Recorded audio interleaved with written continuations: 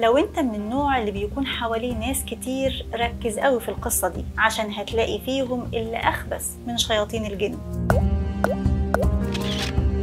في مرة ست قالت للشيطان: عايزاك توسوس للخياط اللي هناك ده عشان يطلق مراته. قال لها: بس كده؟ الموضوع سهل وبسيط. وقام رايح للخياط ووسوس له من كل الاتجاهات، لكن صاحبنا كان بيحب مراته جدا وما اهتمش. فالشيطان رجع للست واعترف لها بالهزيمة، فقالت له: اركن انت بقى كده وشوف انا هعمل ايه. وراحت للخياط وقالت له: انا عايزه حته قماش جميله عشان اخويا يهادي بيها عشيقته. وخدتها وطلعت على بيت الخياط وقالت لمراته: انا عايزه ادخل اصلي عندكم.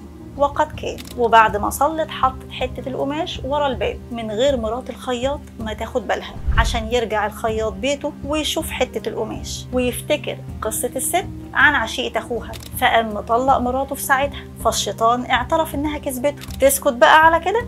ابدا. فقالت له: ايه رأيك انا ممكن ارجعها لذمته؟ وفورا. وفعلا راحت تاني يوم للخياط وقالت له: انا عايزه حته قماش شبه اللي خدتها امبارح، عشان رحت اصلي عند ست مسكينه ونسيتها عندها واتكسفت ارجع لها. فالخياط رجع مراته في ساعتها. وهنا الشيطان جاله ذهول من عمايلها واستعاذ من شرها. وانت بقى كم مرة حد وسوس لك وبوظ لك مواضيع مهمة في حياتك وكان أكتر من الشيطان نفسه؟ عشان كده احذر وسوسة الشيطان مرة ووسوسة البشر 1000 مرة.